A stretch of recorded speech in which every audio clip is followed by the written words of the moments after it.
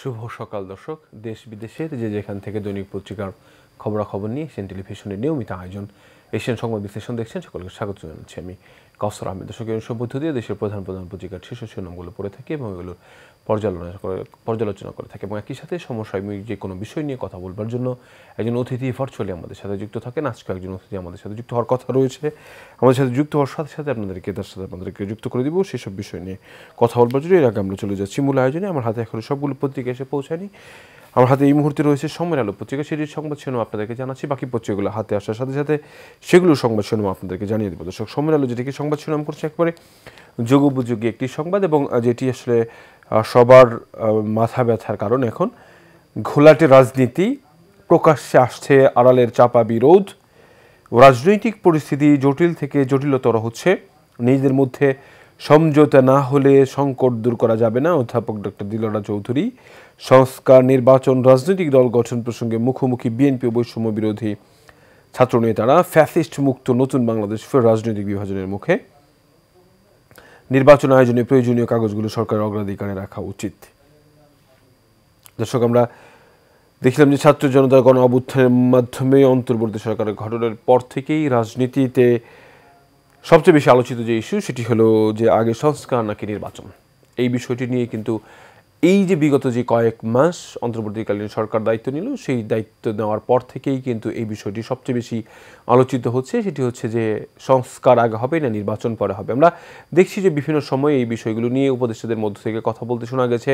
রাজনৈতিক দল যেগুলো রয়েছে তারাও তাদের প্রায় প্রতিটি বক্তব্যে এই বিষয়গুলোকে সামনের দিকে তুলে আনার চেষ্টা করেছেন। তবে এতদিন যে অবস্থাটি তৈরি হয়েছিল সেটি হলো সব দলগুলোই চাচ্ছিলেন যে আসলে সংস্কার, কিছু সাময়িক সংস্কার হওয়ার পরেই নির্বাচন অনুষ্ঠিত হবে। কিন্তু সম্প্রতি যে বিষয়গুলো দেখা যাচ্ছে যে সংস্কারের নামে আসলে কালক্ষেপণ, কতটুকু সময় আসলে তারা নেবেন সেটি নিয়ে কিন্তু একটি প্রশ্ন দেখা দিয়েছে।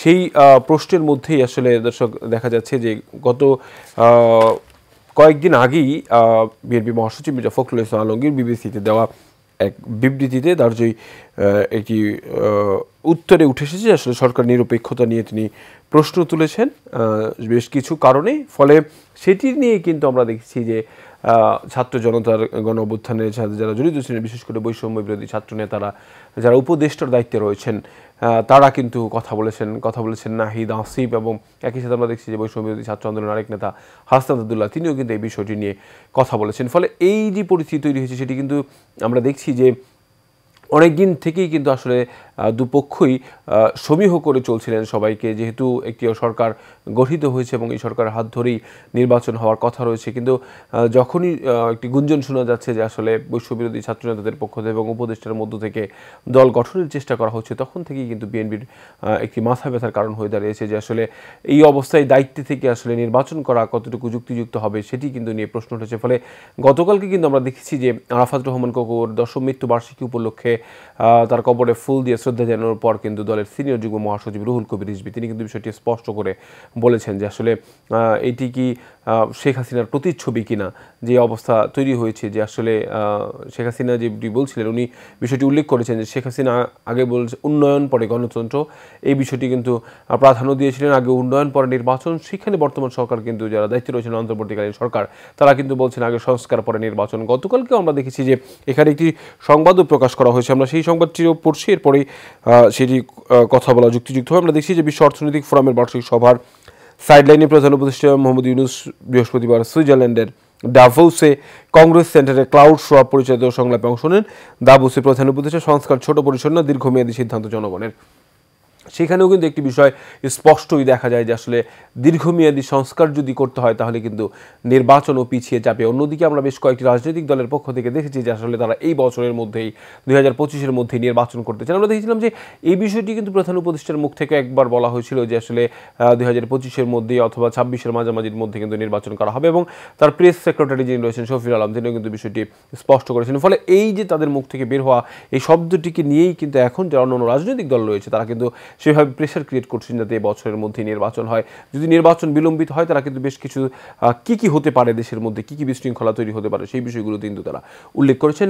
অন্যদিকে আমরা দেখছি যারা দায়িত্বে রয়েছেন তারা কিন্তু বলছেন যে আসলে সংস্কারগুলো না হলে যদি এখানে নির্বাচন হয়ে যায় তাহলে এই সংস্কারগুলো আসলে পিছনেই থেকে যায়। ফলে এই যে একটি দুদুল্যমান অবস্থা তৈরি হয়েছে এবং এই যে উপদেষ্টাদের মধ্য থেকে এবং রাজনৈতিক দলগুলোর মধ্যে যে বিভেদ তৈরি হচ্ছে সেটি আসলে জাতিকে কতটুকু কল্যাণ বয়ে আনবে জাতির জন্য সেটি কিন্তু একটি প্রশ্ন থেকে যায়। দর্শকের পাশে আমরা দেখছি ছেলের বাসায় থেকে চিকিৎসা নেবেন খালেদা, লিভার প্রতিস্থাপন সম্ভব নয়, মূল সমস্যা কিডনিতে। দর্শক আমরা দেখলাম যে যুক্তরাজ্যে চিকিৎসাধীন বিএনপি চেয়ারপারসন বেগম খালেদা জিয়া 17 দিন পর কিন্তু হাসপাতাল থেকে ছাড়পত্র পেয়েছেন, কিন্তু তিনি কিন্তু একেবারেই সুস্থ হননি। সেটি হচ্ছে যে তার যেটি সমস্যা ছিল যে লিভার প্রতিস্থাপন, সেই লিভার প্রতিস্থাপন কিন্তু আপাতত তার সম্ভব হচ্ছে না। তবে অন্যান্য যে জটিলতাগুলো রয়েছে, বেশ কিছু জটিলতা কিন্তু তার রয়েছে, সেগুলো কিন্তু কিছুটা লাঘব হয়েছে আমরা দেখেছি। ফলে সেই জায়গা থেকে কিন্তু তার চিকিৎসা এখন তার ছেলে, বড় ছেলে তারেক রহমান, তার বাসায় থেকেই কিন্তু নেওয়া হবে। আবার যদি অবস্থা খারাপ হয় তাহলে কিন্তু আবার তাকে হাসপাতালে নেওয়া যেতে পারে। আমরা দেখছিলাম ইউনিসেফের প্রতিবেদন, গত বছরে জলবায়ু সংকটে 3,30,00,000 শিশুর শিক্ষা ব্যাহত। খেলাধুলার সুযোগ থেকে বঞ্চিত রাজধানীবাসী, 84 ভাগ এলাকায় নেই খেলার মাঠ। দুর্বৃত্তের গুলিতে খুলনা বিশ্ববিদ্যালয়ের ছাত্র নিহত। জিন্দাবাহার মাঠটি সবসময় তালাবদ্ধ থাকায় খেলার জন্য তারের বেড়ার ছেঁড়া অংশ দিয়েই ভেতরে প্রবেশ করছে শিশুরা। দর্শক, আমরা অনুষ্ঠানের শুরুতেই যেমনটি বলছিলাম যে সমসাময়িক বিষয় নিয়ে কথা বলবার জন্য একজন অতিথি ভার্চুয়ালি আমাদের সাথে যুক্ত থাকেন। আজকে আমাদের সাথে যুক্ত রয়েছেন যুক্তরাষ্ট্র থেকে এহসানুল হক সমাজি, যার আসলে পদবি অনেক রয়েছে। আমরা জানি যে তিনি সুপ্রিম কোর্টের আইনজীবী হিসেবে দায়িত্ব রয়েছেন এবং একই সাথে স্বরাষ্ট্র মন্ত্রণালয়ের বিশেষ প্রসিকিউটোরিয়াল উপদেষ্টা হিসেবেও তিনি দায়িত্ব রয়েছেন। দর্শক, আমরা দেখছি যে তিনি কিন্তু বিশেষ কারণে যুক্তরাষ্ট্রে অবস্থান করছেন তার পরিবারের সাথে। ফেব্রুয়ারি মাঝামাঝি সময় তার দেশে আসার কথা রয়েছে এবং দেশে এসেই কিন্তু দায়িত্ব গ্রহণ করবেন। এহসানুল হক সমাজি, আপনি শুনতে পাচ্ছেন নিশ্চয়ই আমাকে? জি, আসসালামু আলাইকুম। ওয়ালাইকুম সালাম। আমি শুনতে পাচ্ছি আপনাকে। জি, আমরা দেখছিলাম যে আসলে যুক্তরাষ্ট্রে যুক্তরাষ্ট্রের ইতিহাসে সবচেয়ে বেশি বয়সী কিন্তু দ্বিতীয়বারের মতো যিনি প্রধানমন্ত্রীর দায়িত্ব নিলেন, ডোনাল্ড ট্রাম্প, তিনি কিন্তু দায়িত্ব নেওয়ার পরেই প্রথম দিনেই 100-র বেশি নির্বাহী আদেশে সই করেছেন এবং সেখানে বিশ্ব স্বাস্থ্য সংস্থা ও প্যারিস চুক্তি থেকে যুক্তরাষ্ট্রকে প্রত্যাহার করা হয়েছে। জন্মসূত্রে নাগরিকত্ব বাতিলের পদক্ষেপ নেওয়া হয়েছে। আমরা দেখছি যে সীমান্তে সেনা মোতায়েন করা হয়েছে এবং একই সাথে বিমান বাহিনীকেও তৈরি থাকতে বলা হয়েছে, হেলিকপ্টার আমরা টহল দিতে দেখেছি। অর্থাৎ এই যে প্রথম দিনই আসলে 100-র বেশি নির্বাহী আদেশ সই করা, সেটিকে আসলে আপনি কিভাবে দেখছেন? জি, ধন্যবাদ। দর্শক মণ্ডলী যারা দেখছেন তাদেরকেও যুক্তরাষ্ট্র থেকে আমি আপনাদেরকে সশ্রদ্ধ সালাম জানাচ্ছি। প্রথমত, এই মুহূর্তে এই নতুন যিনি দায়িত্ব নিয়েছেন, mister Donald Trump as president of the United states, তো আমরা পত্রিকা সূত্রে বা বিভিন্ন গণমাধ্যম সূত্রে জানতে পারছি যে বেশ কিছু নির্বাহী আদেশ তিনি দিয়েছেন। মূলত যখনই একটি পট পরিবর্তন হয়, সরকারের পরিবর্তন হয়, আমরা দেখি সবসময় বেশ কিছু পরিবর্ধন আসে। তো সুতরাং এটি হচ্ছে একটি স্বাভাবিক প্রক্রিয়া, এটির কোনো ব্যতিক্রম ধর্মী কিছু নয়।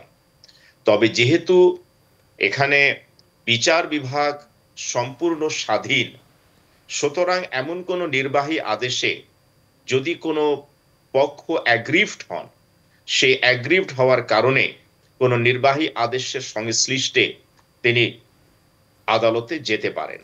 এবং যেহেতু এখানকার আদালত অত্যন্ত স্বাধীনভাবে কাজ করেন, আমি দৃঢ়ভাবে বিশ্বাস করি যে এমন কোনো নির্বাহী আদেশ যেই আদেশে অভিবাসন সংক্রান্তে যদি কোনো ব্যক্তি বা কর্তৃপক্ষ বা কোনো কমিউনিটি, স্পেশালি বাংলাদেশি কমিউনিটি যদি ক্ষতিগ্রস্ত হয়ে থাকেন কিংবা হওয়ার সম্ভাবনা থাকেন, সেই ক্ষেত্রে অবশ্যই সেখানে আইনি বিষয় যাওয়ার সুযোগ রয়েছে এবং সেই ক্ষেত্রে আইন অনুসরণে প্রতিকার পাওয়ারও সুযোগ আছে। আমরা দেখছিলাম তিনি কিন্তু বলছিলেন যে শপথ নেওয়ার পরে আমেরিকাকে গোল্ডেন আমেরিকা করা হবে। অর্থাৎ আমরা বরাবরই দেখি যখন গতবারও দেখা গিয়েছিল যখন ডোনাল্ড ট্রাম্প দায়িত্বে ছিলেন তখন কিন্তু আমেরিকান যারা নাগরিক ছিলেন তারা কিন্তু কিছুটা স্বস্তিতে রয়েছেন, অস্বস্তিতে ছিল যারা মাইগ্রেন্ট ছিলেন তারা। কিন্তু এবারও একটি বিষয় যদি দেখা যায় সেটি হলো তিনি কিন্তু এবারও বলছেন যে আমেরিকাকে গোল্ডেন আমেরিকা করা হবে। আসলে সেটি যারা আমেরিকাতে রয়েছেন, আমেরিকার সিটিজেন রয়েছেন, তাদের জন্য কতটুকু কল্যাণকর, একই সাথে বিশ্ব স্বাস্থ্য সংস্থা থেকে সরে যাওয়া, প্যারিস চুক্তি থেকে সরে যাওয়া, প্রত্যাহার করা, সেটি আসলে আমেরিকার জন্য কতটুকু কল্যাণ বয়ে আনবে বলে মনে হয় আপনার? প্রথমত, যারা এই দেশীয় নাগরিক তারা মূলত এই দেশের কল্যাণের স্বার্থে অর্থাৎ ওয়েলফেয়ার অফ দ্য স্টেটের স্বার্থে কি ধরনের সিদ্ধান্ত নেওয়া প্রয়োজন, কি ধরনের সিদ্ধান্ত হলে সেটি জনকল্যাণকর হবে, সেটা নির্ভর করছে সম্পূর্ণভাবে এই মার্কিনী নাগরিকদের উপরে। একজন ফরেনার হিসাবে আমি শুধু এটুকুই বলবো যে এমন কোন নির্বাহী আদেশ, যেই নির্বাহী আদেশের মাধ্যমে কোনো বাংলাদেশি কিংবা কোনো ইমিগ্রেন্ট ক্ষতিগ্রস্ত হচ্ছেন বা হওয়ার সম্ভাবনা রয়েছে, সেই বিষয়গুলো হচ্ছে বাংলাদেশি নাগরিক হিসাবে আমার কাছে অত্যন্ত প্রাসঙ্গিক। তবে ডোনাল্ড ট্রাম্প যে সিদ্ধান্ত নিয়েছেন গোল্ডেন আমেরিকা করার, তিনি যে ঘোষণা দিয়েছেন, এই ঘোষণাটি যদি বাস্তবে এর প্রতিফলন ঘটে তবে সেক্ষেত্রে নিঃসন্দেহে এটি মাইল ফলক হয়ে দাঁড়াবে। আর দ্বিতীয়ত, ওয়ার্ল্ড হেলথ অর্গানাইজেশন থেকে সরে আসার সিদ্ধান্তটি আমি মনে করি বাস্তবতার আলোকে এই সিদ্ধান্তটি প্রকৃত বাস্তবতার পরিপন্থী। আমরা কি বিষয় জানতে সেই ক্ষেত্রে স্বাভাবিকভাবে সমূহ একটা ক্ষতি হওয়ার সম্ভাবনা রয়েছে। নিশ্চয়ই। আমরা আরেকটি বিষয় যেটি সেটি হচ্ছে যে আপনি বলছিলেন যে পট পরিবর্তনের পরে আমরা বেশ কিছু বিষয় লক্ষ্য করি, বাংলাদেশেও সেই বিষয়টি লক্ষ্য করা গেছে। বাংলাদেশের সাথে ভারতের যে সম্পর্ক ছিল বিগত সরকারের সময়, আমরা দেখেছিলাম যে পট পরিবর্তনের পরে সেই সম্পর্কে কিছুটা কিন্তু লাগাম কিন্তু টেনে ধরা হয়েছে, আমরা দেখেছিলাম।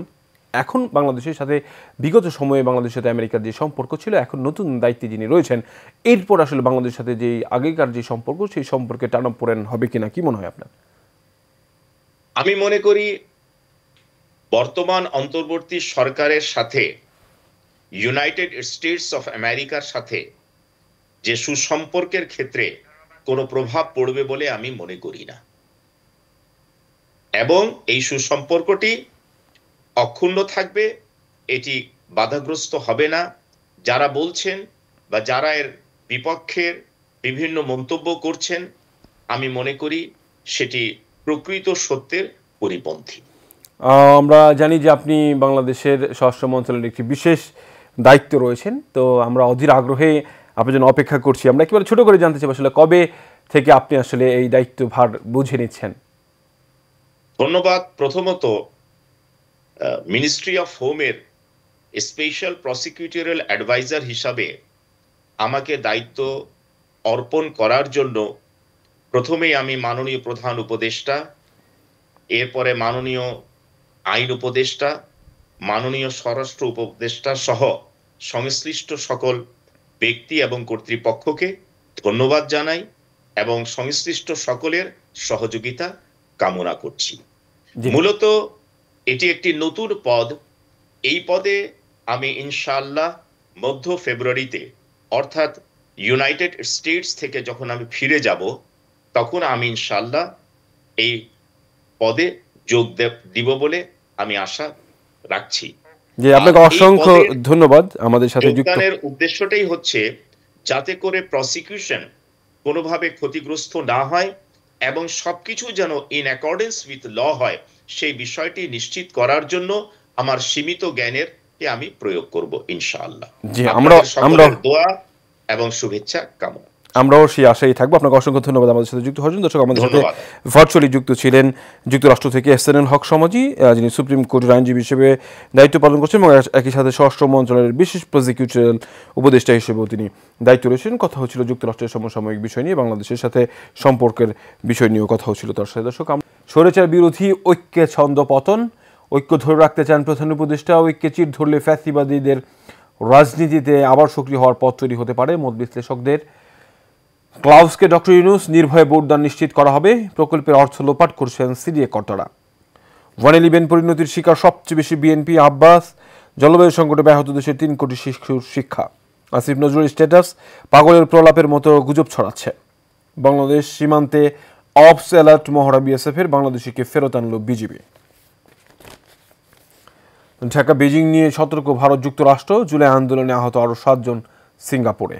পোশাকের রং নিয়ে পুলিশে অসন্তোষ, পরিবর্তন করতে চাপে পুলিশ সদর দপ্তর, কাপড়ের জন্য কোনো অর্থ খরচ হবে না। যুক্তরাষ্ট্রে 538 অবৈধ অভিবাসী গ্রেপ্তার। রয়েছে ইত্তেফাক পত্রিকা, রাজধানীর 432 স্থান ছিনতাইয়ের হটস্পট। পুলিশের খাতায় 979 জন ছিনতাইকারী সক্রিয়। রাত 10টা থেকে ভোর পর্যন্ত এসব স্পট ছিনতাইকারীর দখলে। দর্শক, নিশ্চয়ই যেহেতু স্পটগুলো নির্দিষ্ট করা গেছে, সেটিগুলো নিয়ে ব্যবস্থা গ্রহণ করা খুব বেশি কষ্টসাধ্য হবে না। ফলে আইনশৃঙ্খলা বাহিনীর সদিচ্ছা থাকলে সেটি কিন্তু খুব সহসাই সেগুলো সমাধান করা সম্ভব হয়। আমরা দেখছি ইতিমধ্যেই কিন্তু একটি ভয়াবহ পরিস্থিতি তৈরি হয়েছে রাজধানীর বেশ কিছু জায়গায়, বিশেষ করে মোহাম্মদপুর, মিরপুর শহরের বেশ কিছু জায়গায়। এগুলো নিয়ে আসলে খুব শীঘ্রই যারা দায়িত্বে রয়েছেন তাদের আসলে এগুলো নিয়ে কাজ করা দরকার। আমি পাশেই দেখছি 10ম গ্রেডে উন্নীত করার দাবিতে প্রাথমিক শিক্ষকদের সমাবেশ। প্রধান উপদেষ্টার বাসভবন অভিমুখে পদযাত্রা শাহবাগে আটকে দেয় পুলিশ। দেশের মানুষ কোন ধরনের নির্বাচন চায় তা না জেনে নির্বাচনের আয়োজন সম্ভব নয়। প্রধান উপদেষ্টা দাভোসে ডব্লিউএফ এর প্রতিষ্ঠাতা ক্লাউস শোয়াবের সঙ্গে বৈঠক। এর নিচের দিকে, খুলনা বিশ্ববিদ্যালয়ে ছাত্রকে গুলি করে ও কুপিয়ে হত্যা, রাউজানে ব্যবসায়ীকে গুলি করে হত্যা। ছাত্রদল নেতাকে ছাড়িয়ে নিতে পুলিশের উপর হামলা। ভারত বাংলাদেশ সম্পর্ক স্বতন্ত্র, অন্যদের উপর নির্ভর করে না। জন্মসূত্রে নাগরিকত্ব নিয়ে ট্রাম্পের নির্দেশ অসাংবিধানিক। আদালত 3 দিনে 538 অবৈধ অভিবাসী গ্রেফতার, নিজ দেশে ফেরত। বাইডেনের বড় ভুল, তিনি নিজেকে ক্ষমা করেননি। নয়া দিগন্ত মহিলা বিষয়ক অধিদপ্তরে শত শত কোটি টাকার দুর্নীতি। বেশি লুটপাট, ঋণ অনাদায় ও প্রজেক্ট আত্মীয়করণে। নির্বাচন প্রক্রিয়া কেমন হবে সিদ্ধান্ত জনগণের। ট্রাম্প নিয়ে ভারতের উচ্ছ্বাসে কি ভাটা। সীমান্তে বিএসএফের বিশেষ সতর্কতা জারি, পরিস্থিতি থমথমে। বহিরাগত শ্রমিকদের তাণ্ডবে দেশ ছাড়ছেন ল্যাভেন্ডার গার্মেন্টসের চীনা নাগরিকরা। পশ্চিম তীরে হামলা বাড়ানোর হুমকি ইসরায়েলের। শান্তিনিকেতনে ফিরেছেন, বাংলাদেশ নিয়ে এখন কোনো বক্তব্য দেব না। অমর্ত্য সেন। ছাত্র জনতার আন্দোলন, মাওনায় গুলিবিদ্ধ হয়ে 1.5 ঘন্টা মাটিতে পড়িয়েছিল আমিনুল। গুজব ছড়ানো হচ্ছে আমরা ভালো আছি। আসিফ নজরুল। আবারও ভূমিকম্প, যে কোনো সময় ঘটতে পারে শক্তিশালী কম্পন। জানাবো জনকণ্ঠের সংবাদ শিরোনাম। অবাধ সুষ্ঠু ভোট নিশ্চিত করবে অন্তর্বর্তী সরকার, দাভোসে ডব্লিউএফ এর চেয়ারম্যান শোয়াবের সঙ্গে বৈঠকে ডক্টর ইউনূস। জামালপুরে দিনে মিলবে 10 মিলিয়ন ঘন ফুট গ্যাস, নতুন কূপ খনন শুরু। এরপরে দেখছি ডলার সংকটে কমেছে রিজার্ভ। আইএমএফ এর গণনার মান অনুযায়ী এখন 19.94 বিলিয়ন ডলার। রয়েছে যুগান্তর পত্রিকা। আওয়ামী লীগের 15.5 বছরে ব্যাংক খাতে লুটপাট, সূচকগুলো উদ্বেগজনক। ক্লাউস শোয়াবকে ডক্টর ইউনূস, নির্বাচন আয়োজনের অপেক্ষায় সরকার, সিদ্ধান্ত জনগণের। এলিফ্যান্ট রোডে ব্যবসায়ীকে কুপিয়ে জখম, ছাত্রদল নেতাকে ছিনিয়ে নিতে থানায় হামলা। ছাত্র সমাবেশে নাসিরুদ্দিন পাচুয়ারি, একদলীয় সংবিধান দিয়ে বহুদলীয় গণতন্ত্র হবে না। ভারত বাংলাদেশ সম্পর্কে অন্যদের উপর নির্ভর নয়, জয়সওয়াল।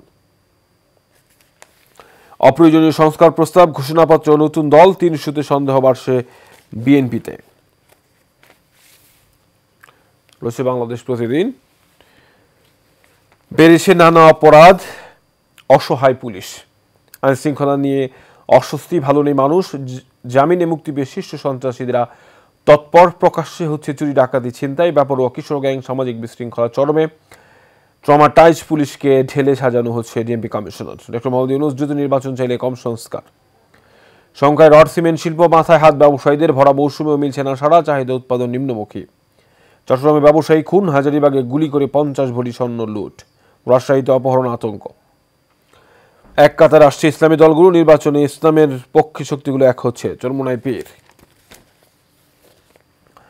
পলক জিয়াউলের নির্দেশেই বন্ধ ছিল ইন্টারনেট, খুলনা বিশ্ববিদ্যালয়ের শিক্ষার্থীকে গুলি করে হত্যা। ছাত্রদল নেতাকে ছিনিয়ে নিতে পুলিশের উপর হামলা, আহত 5। এবার আন্দোলন প্রাথমিক শিক্ষকরা। পাবনায় সমন্বয়কের উপর ছাত্রলীগের হামলা। রয়েছে প্রথম আলো। প্রধানমন্ত্রীর ক্ষমতা কমানোর প্রস্তাব, সংবিধান সংস্কার কমিশন। ক্ষমতার ভারসাম্য আনার প্রশ্নে বিএনপি সহ দলগুলো এবং অংশীজনদের দ্বিমত নেই, কিন্তু কিভাবে তা হবে সেই আলোচনার অপেক্ষায় দলগুলো। দাভোসে প্রধান উপদেষ্টা, সংস্কার ছোট পরিসরে নাকি দীর্ঘমেয়াদী হবে জনগণই সিদ্ধান্ত নেবে। গ্রেপ্তার ছাত্রদল নেতাকে ছিনিয়ে নিতে পুলিশের উপর হামলা, অস্ত্র উদ্দীপনায় অভ্যুত্থানের দিনগুলো, বাংলাদেশের পরিবর্তিত পরিস্থিতি, সীমান্তে বিএসএফ এর বাড়তি মহড়া।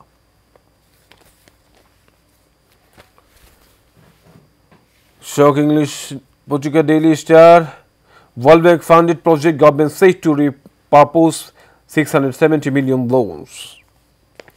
দর্শক, আরও বেশ কিছু পত্রিকা রয়েছে ডেইলি স্টারে। আমরা দেখছিলাম প্রায় কাছাকাছি সংবাদ কি তারাও সংবাদ শিরোনাম করছে।